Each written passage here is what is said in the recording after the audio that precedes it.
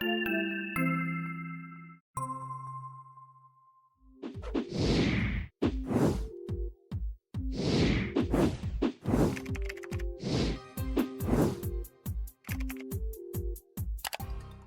back, Richard. It's good to see you after a week off. Yeah, I feel like a real slackard.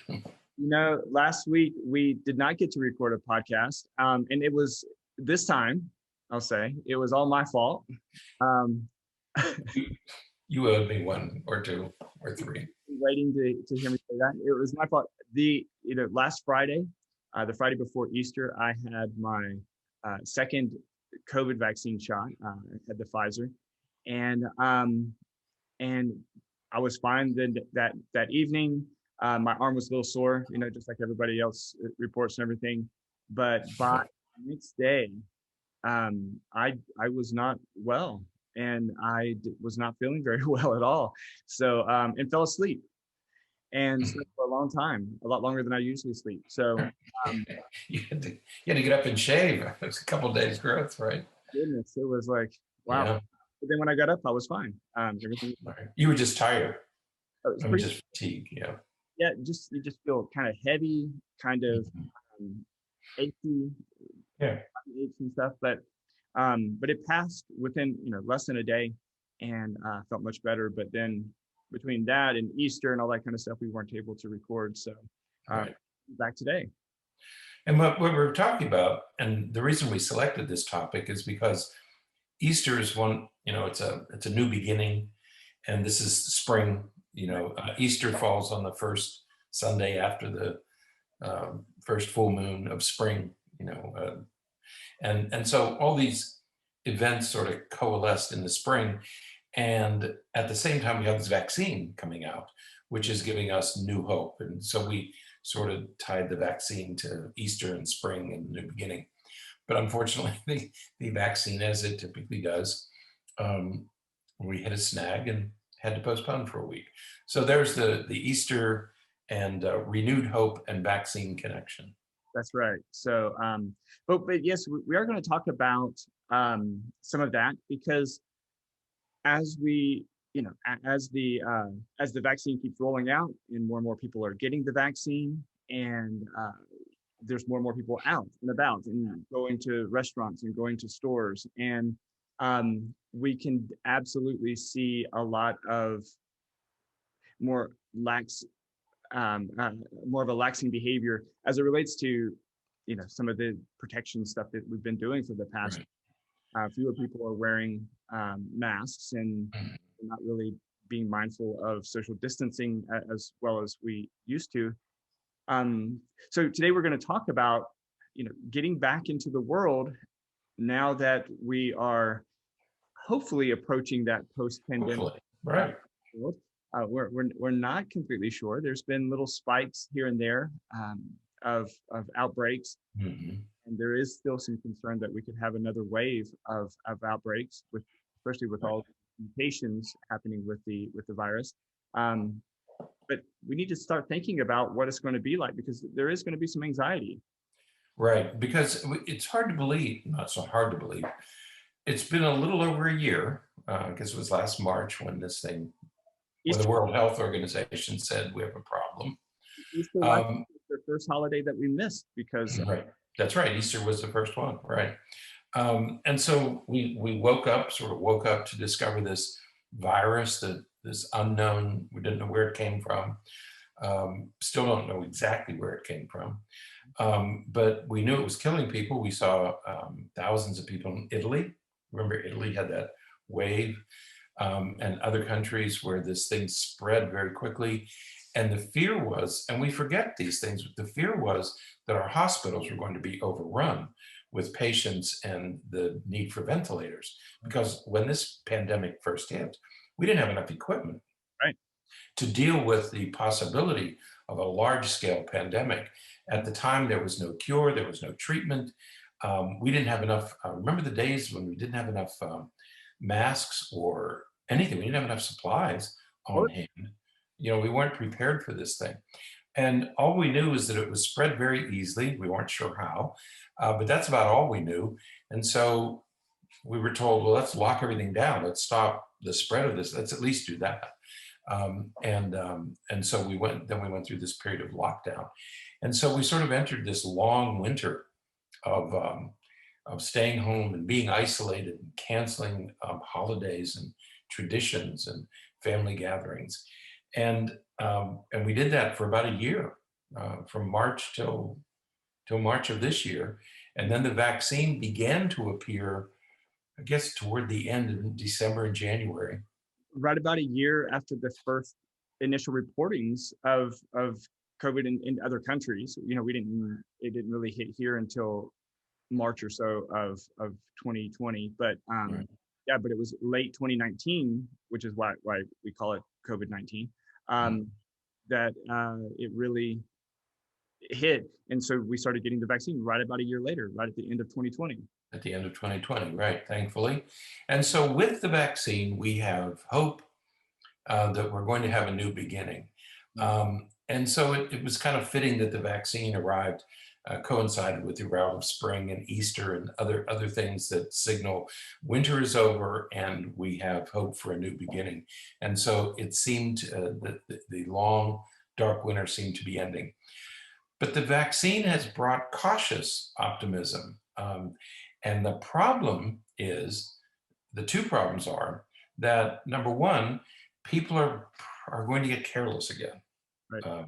We're tired of the restrictions.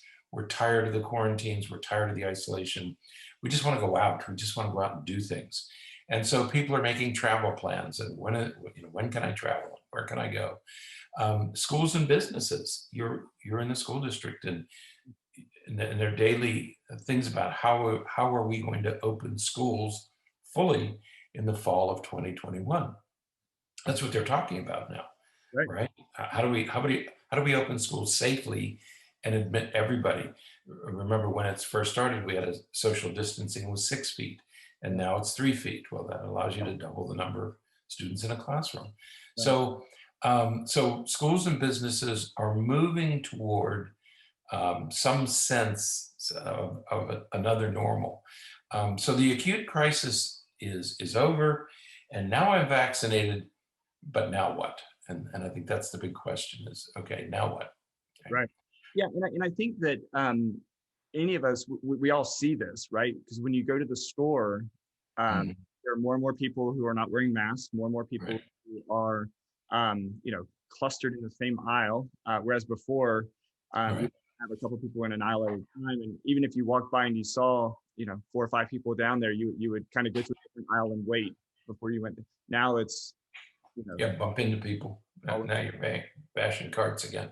Yeah, and I was at the grocery store a couple of days ago, and there were a few people there not wearing masks, and of course, the one of the people not wearing a mask, he walks past me, and all of a sudden he starts hacking, just like a hacking pop, of course, right here beside me.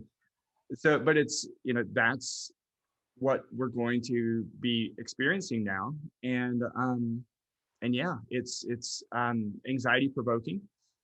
Thinking about the schools, the expectation, at least here in Florida, is that that the governor is going to move towards, if you want to do virtual school, then you're going to have to do the typical virtual school that we've always had, and that individual schools are not going to be offering the e-learning anymore. Right. So. Yeah, and we see different states where, the governor of Florida, the governor of Texas, I think those are the first two. The governor of Texas in particular, it's like he's in a battle with somebody. It's like he's storming the enemy on a hill. Texas is open for business. It's completely open. No masks are needed. Restaurants can go 100%. We're going to fully open Texas. Okay, but that's not a scientific decision, not a medical decision.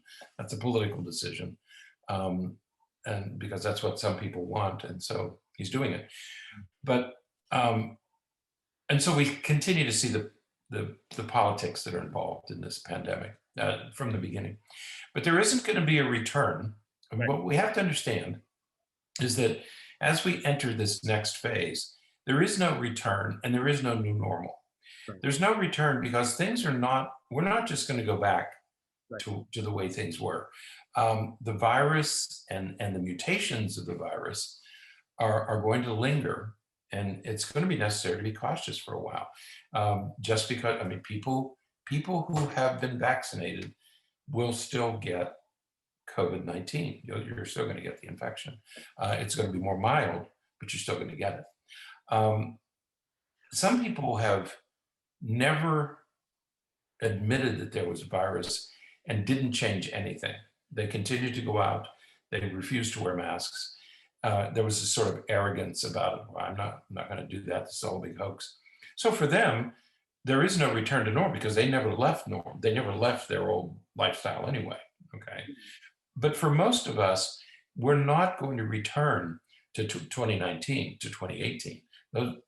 Those days are gone. We're going to be dealing with this for a long time. Right. And second, there's no new normal. We've talked about that. If it's not new, it can't be normal. If it's normal, it's not new. There is no such thing. There isn't going to be a new normal. There's going to be a new way of doing things, but it's not going to feel normal. Right. And I think that the important thing here is we've all changed. Right. That's right. Here we have all changed and adapted and modified things, sometimes very drastically and sometimes very subtly. But those changes take root and they set in. And as you said, it's no longer new. It's normal now. And so it's not a new normal. This is just what normal is now. But it's been a gradual change. And even the people who have really worked to resist a lot of this, they've changed also. There's been some adjustment, maybe a little bit more subtle, maybe not as significant as what other people have done, but we've all changed. And so I think that as we talked about in that previous podcast about there's no new normal, we have to just accept it, accept the reality that, okay, life is different now. And so how am I going to fit within the way that life is now?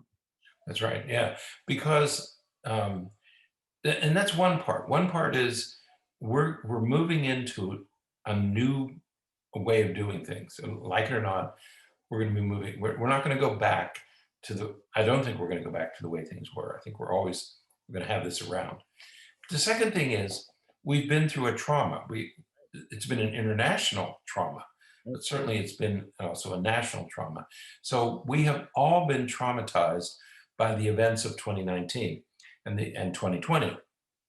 So we not only had the pandemic, but we also had all the racial tension that occurred with, and it's continuing because now, we've had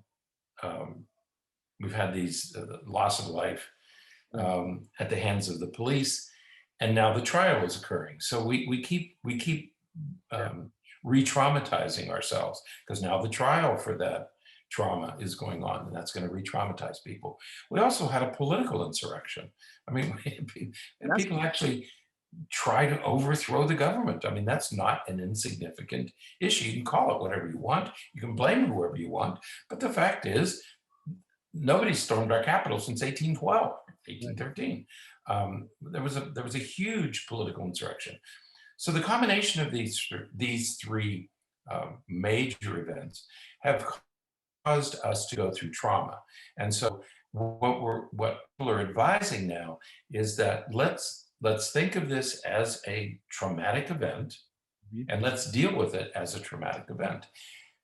Now that we've been through the acute phase, and now we begin the recovery phase, okay? And so what this article is about is the 3 stages of recovery. Right. Yeah. And I think that one of the significant factors with this talk that we're going to have today is as we're transitioning into the post-pandemic world, or however we want to think about that as we just continue to move forward, we have sort of set ourselves up to be very anxious about all of this. I think about some of my patients and some of the kids that I work with, kids who have been completely isolated and understandably so, but completely isolated since March of 2020. And I think about what it's going to be like in their world to have to go back, because all they've heard over the past year is how dangerous it is, and what's going to happen if you get it, and you got to stay away from everybody else. And anyone who already has a smidge even of a anxious tendency, a year of that is going to really exacerbate any anxiety, and it's going to make it really difficult for them to re-enter. And so dealing with this, there's a lot of research talking about the difference between acute trauma and chronic trauma. Mm-hmm. What we've been going through over the past year is a classic definition of chronic trauma. It's been long lasting. It's not like a car accident. That's a single event that occurs in moments, and then you're just dealing with the aftermath from there. This has been a trauma that's we've endured over a year now, and going to continue to endure. And the effects of that are even more significant if we're not being mindful and preparing for it. Right, that's right. And so if we conceptualize this whole thing as a trauma, which is exactly precisely what it's been, then the recovery process is going to occur gradually. It will unfold over time. And most of us have been in stage one. Stage one of recovery is establishing safety. I mean, that's the first thing you have to do. Okay, so when the infection first appeared, the first goal, you stop the spread. Okay, and that's what social distancing and masks and shutting things down, these mandatory lockdowns, let's at least stop the spread. Okay, so what we want to do is we want to establish safety.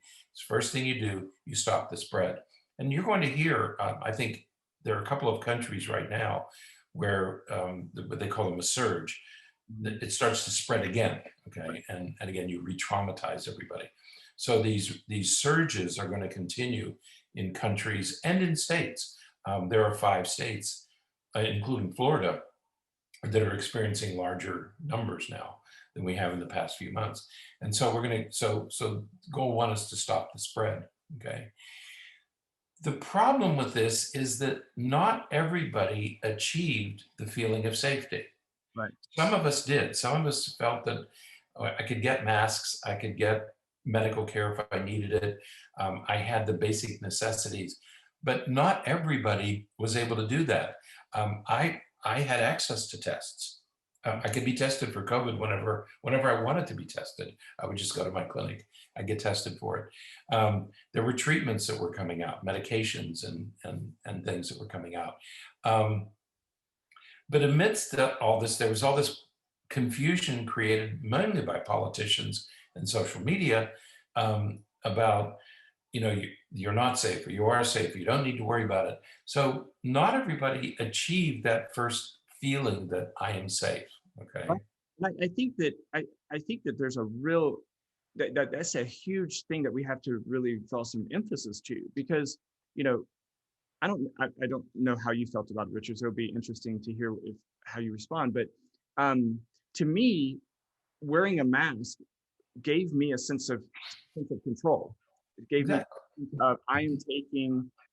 I am engaging in some action that is protecting me, that is going to help me to be safe.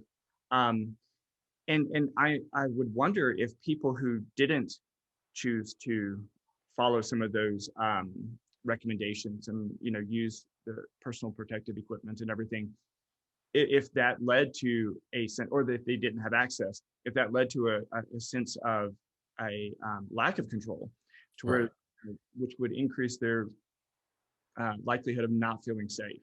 You know what I mean? Right. And I always thought of the mask in 2 ways. One is that if there's any chance that a mask could protect me from the virus, I was willing to wear it. Okay. On the other hand, if there was a chance that my wearing a mask would prevent me from spreading this disease to another person, Bernie, I can't imagine.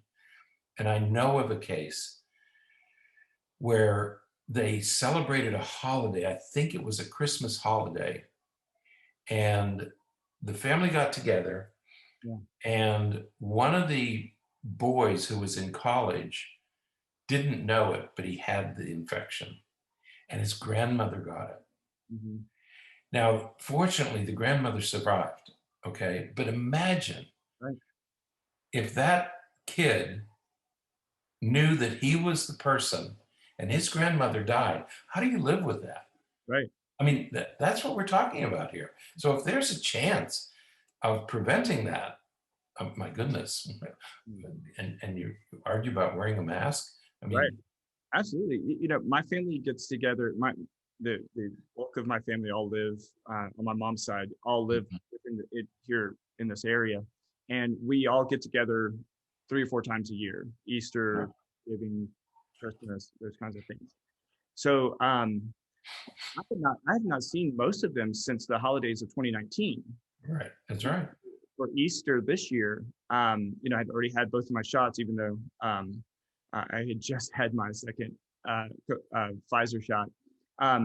You know, I decided I was going to go early to see my grandmother because I hadn't seen her in, you know, a year and a half. Yeah. And so I had my mask and everything.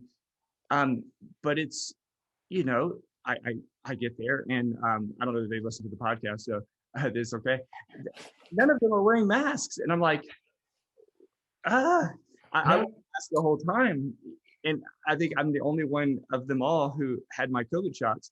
Well, no, I have an aunt and uncle who had theirs, but you know, so I only stayed for a little while. But I would feel horrible if I knew that I brought it into that house with, you know, some of them have some medical issues, and so I quickly left before there were too many more people there. Right. I could not handle that kind of. No, because right, exactly. I never got I don't think I ever had COVID, even but I don't know if I was a carrier. Right. You know, I could be a carrier and not know it. Right. And that's the mysterious part of this disease. We don't know why are some people getting it and others not. We could all be carriers. And Absolutely. so I have the obligation to protect other people. Okay. So no, I never had any trouble with masks. I mean, I never felt it was an infringement. I mean, it was a small gesture to try to keep everybody safe. It wasn't to keep me safe, it was to keep other people safe from me. I didn't get the virus. Absolutely. So not everybody has achieved this feeling of safety. And as a result, the emotional and physical uh, fallout of this illness is going to continue. And people are going to continue to feel fear and distress and mistrust and depression. All these things are going to linger, Right. okay? Because not everybody achieved that level of feeling safe and feeling that they were secure.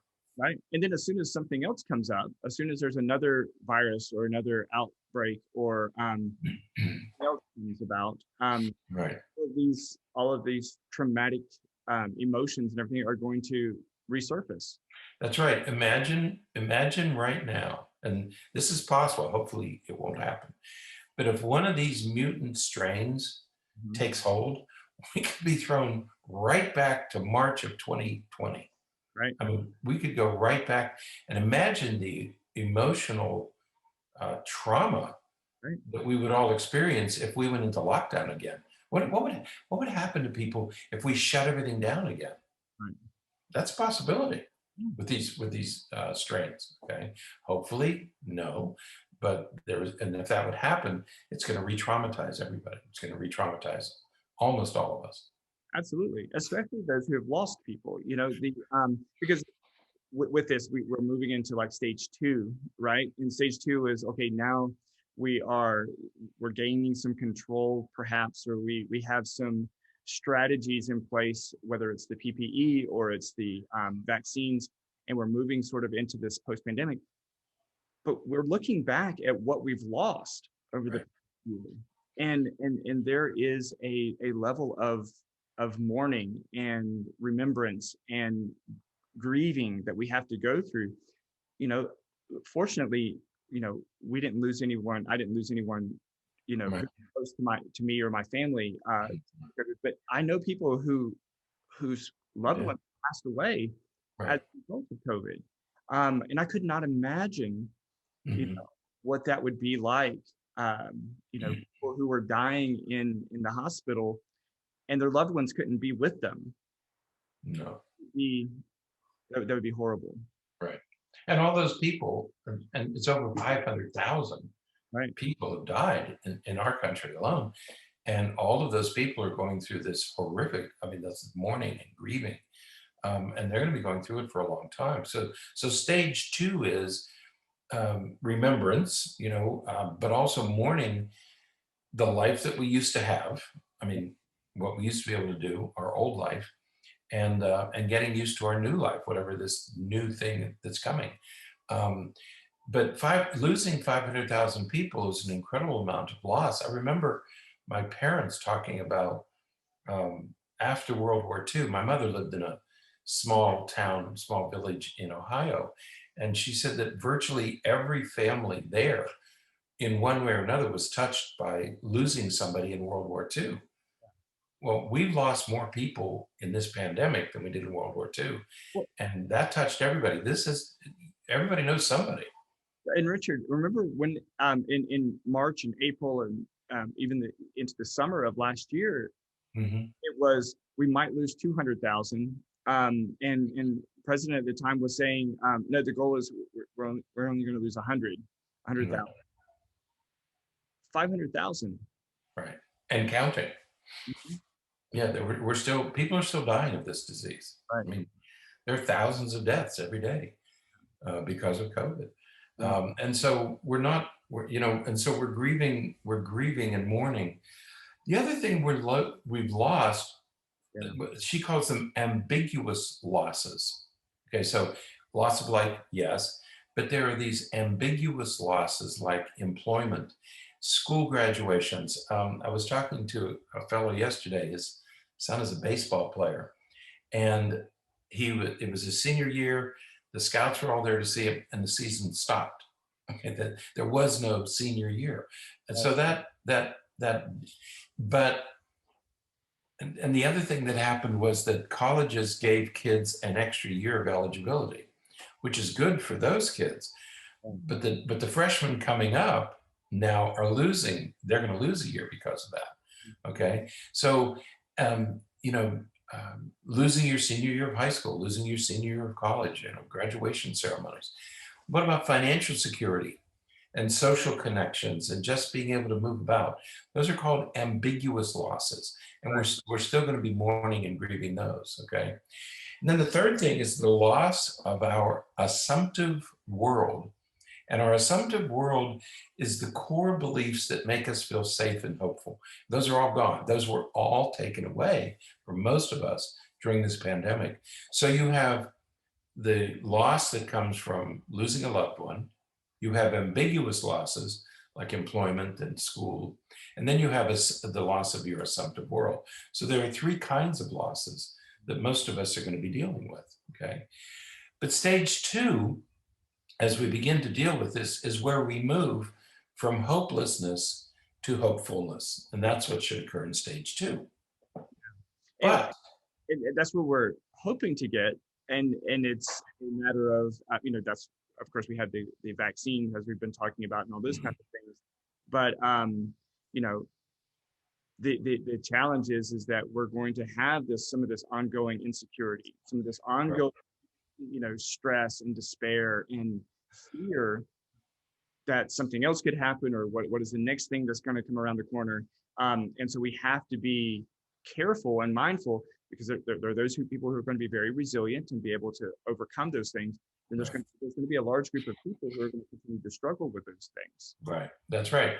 This pandemic, part of the problem is, and we know now that insecurity and despair are going to linger. Not in everybody, because some people were not adversely affected in any significant way by this pandemic. Inconvenienced, yes, but adversely affected, no. And so many of us are going to recover very quickly, but for others, the recovery is going to be a very slow and painful process. Early on in the pandemic, the federal government said we'll have a moratorium on evictions. Right. Okay. which is good because you didn't get kicked out in the street. However, even though you weren't paying your monthly rent, it was still due. And there are people who owe thousands and thousands of dollars in back rent that still has to be paid. Right. Many of us are fortunate enough not to have experienced that, but there are many people in this country who are deeply in debt and will be expected to pay all that back rent. They're having a very different experience than the rest of us who didn't have to deal with that, or a job loss. Look at all the people in the restaurant industry who lost their jobs and had to start over and are probably deep in credit card debt because they had to survive. Okay? So this pandemic didn't affect everybody equally. That's just in this country. Worldwide, it affected the poor countries really got clobbered, and they're going to have a hard time climbing out. I think somebody said about 70 or 80% of the vaccines are used in the wealthiest 3 or 4 countries. Right. The wealthy countries have vaccines, poor countries don't. Okay? So it hasn't affected everybody equally. So stage 2 is going to take time, especially for those people who were seriously affected more than others by the pandemic. Yeah, no, absolutely. And all of that. And then, again, about the inequality or the differentiation between how it affected some groups and other groups. Then there's the whole racial inequality as it relates to that, because you mentioned the racial tension and everything early on as part of the trauma, but that's also the case with the way in which the pandemic itself has affected people. It has affected many minority groups at significantly higher rates than others. And so, again, we're back to this idea that, you have these groups of people who are going to continue to struggle and suffer through some of these things long after, even if we have a period where the virus is more or less squashed, or even if it disappeared today, Right. and no more COVID, there's these huge groups of people who are going to continue to struggle regardless, Right. because of the past year. Right. That's right. And we don't even know the research hasn't even started yet about the number of people who are in debt, who can't pay their bills, who we don't even know the magnitude of all of that, and that all has to be managed as part of stage 2. Okay, then we get to stage 3. She calls it reconnection. Right. Some kind of return to our everyday world, whatever that's going to look like. Okay, for some this is going to be easy, but for others, getting to that new life, whatever it is, will create what she refers to as reentry anxiety. Yeah. And this is the anxiety, the insecurity, the fear, the depression that comes with any traumatic event, whether we're talking about a physical assault or a sexual assault or being in a war zone, being in a combat zone. These are all traumatic events. And when you go through the acute trauma, you try to process it, but eventually you have to get back into the real world. You have to get into the real world, and re-entering the world can be a very dangerous, frightening experience. My son was physically assaulted and seriously injured a couple of years ago, and he knew that he needed to get back and re-enter as quickly as he could. And fortunately he did, but it wasn't an easy transition for him to feel safe again. He felt unsafe for a long time. And we know that about soldiers. We know that about assault victims, that it takes a long time to go back out into the world and feel safe. Absolutely. I mean, think about the way in which you respond if somebody standing near you, and I mentioned the story earlier, somebody standing near you or walking past you coughs. Mm-hmm. Because we know that coughing is a symptom associated with COVID, because it's a respiratory virus, or virus that affects our respiratory system. So anytime, especially over the next months, even years, perhaps, as soon as somebody coughs, you're going to have a response to that. You're going to have a Right. reflex, Right. that because of the trauma, because we're associating that with, this deadly virus. Yeah, we've had the good fortune. We've had the good fortune to be involved in a PTSD project, and many of the PTSD victims are veterans. And every single veteran says they're still fearful when they go out, and they're still on guard when they go out, and they're watching cars and they're watching people. They're still weird years and years and years later. Okay, so reconnecting is no easy task if you've been traumatized, and we have all been traumatized. So reentry is not. It may be easy for some, but it's going to be difficult for most of us. Right. Okay? And I think the other part that's important when we talk about these stages is different people are going to be in different stages at different times. Exactly. Most of us are in at least stage 2 right now. Right. Mm-hmm. We have some of those things in place so that we're out of stage 1. Mm-hmm. But some people are going to be firmly in stage 3 already, and some people are still in stage 2. And that, not that we're going to go around carrying badges, because you can go in and out of some of these. Right. You're feeling pretty secure and you're trying to reconnect, that's going to be great. Mm-hmm. But some of these re-traumatizing events could happen, and that could set you right back into stage 2, because you're feeling unsafe again, and you're dealing with some of those things, and you're not feeling quite as hopeful as Right.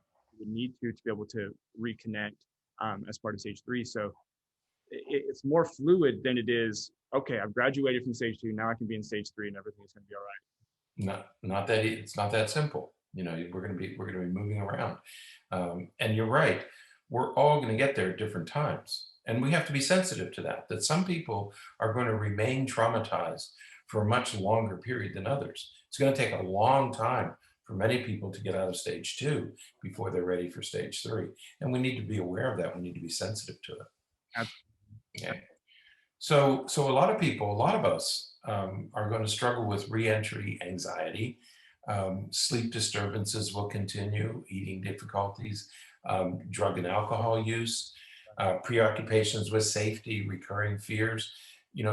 As you said earlier, you walk into a store, you're acutely aware of who isn't wearing a mask. It's just, and that sort of, it doesn't re-traumatize you, but it keeps it all at the surface. Okay, we are still, when we talk about a new normal, that's what we're going to be doing for a long time. It's not, yeah, it's definitely new, but it's not normal. It's not what we've ever done before. Okay, and so all of these emotions that come with a traumatic event are all going to still very much be with us during the reconnection phase. Okay, so reconnection is not just getting back to normal. When we say it's over, people are saying, "Oh, now that we have the vaccine, now we can get over it." Think of this for a moment. Think of saying that same thing to an assault victim, Right. or to a veteran who was injured, or who watched others die. Imagine saying that, "Oh, just get over it. The pandemic's over. Just get over it." You wouldn't dream of saying that to an assault victim or to a veteran, but people are already saying that to each other. "Oh, this was a hoax. There's nothing to this. It's all a hoax." It wasn't any of those things. It was a trauma for virtually all of us. Absolutely. And so as we deal with that, and we're coping with that, we need to figure out ways to then move into this phase, because we're not just going to get over it, but we need to be able to work through and process what's happened, been through, in a way that's going to help us to be healthy and to make some of these adjustments. And that, the first step of that really is to just accept the fact that we have been traumatized, accept the fact that we have just been through something that, most people have never been through before. There's not a whole lot of people who were around to remember the pandemic of 1990. There just aren't that many people around that remember that anymore. And so for most of us, this is our first time, and it's okay to be affected by it. Right. Right. And keep in mind that, first of all, acknowledge we've all been traumatized. Second, that um, some of us have been, some have been more traumatized than others. And we need to be sensitive to that. Um, and we have to be sensitive to those who are the most who were the most affected. And that would be people who lost loved ones and lost their jobs and lost what was a life. And we also have to remember that we also have to take care of the most vulnerable. And the most vulnerable are the very young, kids who couldn't quite understand this. And they're going to continue to ask if they're safe or not. Okay. And we have to continue to reassure them. It's like when natural disasters occur and kids or an airplane goes down, you know, and your parents are flying, you know, across the country. Is that plane going to go down? So young people deal with this very differently. Also, the very old, the elderly, are going to continue to worry. You know, they're going to worry more than those of us who are up and running around and going places, because they're not out seeing the world. And so the very young and the very old are going to feel more vulnerable for a longer period of time. Okay. And we need to be sensitive to that. Okay. Yeah. Third, this is not over. Right. We have this hope, we have this unrealistic expectation that, oh, good, it's over, we can go back. It's not over. The vaccine gives us hope, but the hope is just a beginning. Okay. The idea that we can go back and pretend like this never happened, it's not just wrong, it's dangerous. Okay. You can still get this virus, you can still get the flu. Many of us are going to have lingering symptoms. Right. We know somebody who had it, who had COVID, and you know, she had it months and months ago, Right. last year, and she still received treatment for the effects that it had on her respiratory system. Right. You know, even the other day we were talking to her, and she said that she's just feeling where she can, you know, breathe as well as she used to. Some of these are long-term effects. Right. We've heard the term long haulers, but what it is the mortality, the morbidity, the illness. In many people, it will linger for months. It could linger for years. When we talk to people who've had COVID, one person still has facial numbness and tremors, you know, that that appeared after they had COVID, and that was last summer.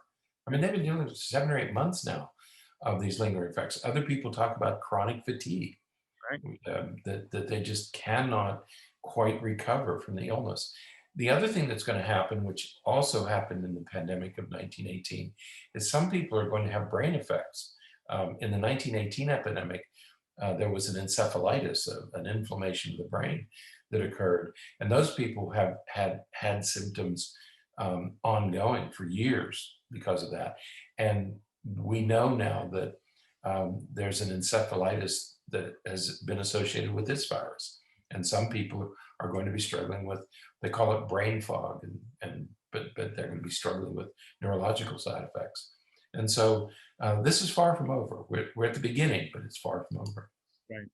Yeah. Yes, we need to make sure that we, you know, to deal with this anxiety, we need to accept what we've been through, accept the fact that it's not over, that it's, you know, we're moving in a positive direction, but it's not over yet. And so we need to continue to be safe and take control of those things that we can control by wearing our protective equipment, whether you've had the vaccine or not. And Right. And then appreciate that some people are still struggling more than other people. Um, Right. but as we, you know, as we're moving into this next phase, perhaps it's critical that we, you know, take the steps that we need to take to feel safe, and exercise some of those practices so that we, you know, can live the life that we can live right now, and be safe, and not just for ourselves but for other people as well. Right. Exactly. Um, it's hard to leave this topic without talking about people who never believed that this virus was real and people who are hesitant to get the vaccine. Um, all we have is the science that we have. All we have is the knowledge that we've accumulated. And it's, I find it disheartening to hear people who are not virologists, immunologists, or even physicians talk about this vaccine as though they really know something about it. Unless you are an immunologist, unless you have an intimate knowledge of viruses, you couldn't possibly understand the vaccine or the virus. And so for people to get on social media and say it's dangerous or there's something wrong with it, we have the science we have, and it has gotten us to this point. It's kept us safe. It's produced a vaccine. And so for those who are hesitant, you needn't be hesitant. This has been well tested. It's been through all the rigors that drug manufacturers typically use.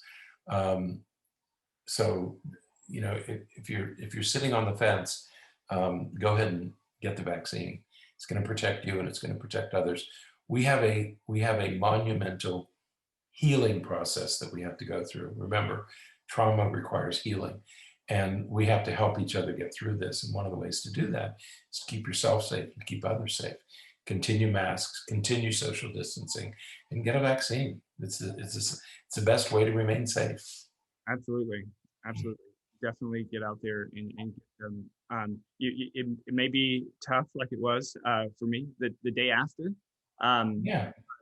You know, that is a small price because Yeah, you might feel a little tired the day after. You know, you a little more tired than usual. Like it would be similar to not getting a good night's sleep. It's how you would feel if you didn't get a good night's sleep on a Friday night. You'd be a little bit tired on Saturday. Sunday you're going to be fine. Okay, so it's a little bit of fatigue, and that's about it. You know, so don't be afraid of it. The science has gotten us here. Science is going to get us through the rest of it. So don't be afraid. Yeah. Oh, that's what you always say. And don't be. That's how you always sign off. And don't be afraid. So, all right. Well, with that, I think that is it for today. So get out there and get your shots, and stick around with us. You know, we're going to get into exactly. Yeah. Right. All right. So that's it for today. Until next time. Stay happy, stay healthy, and forget to be afraid. There you go. See?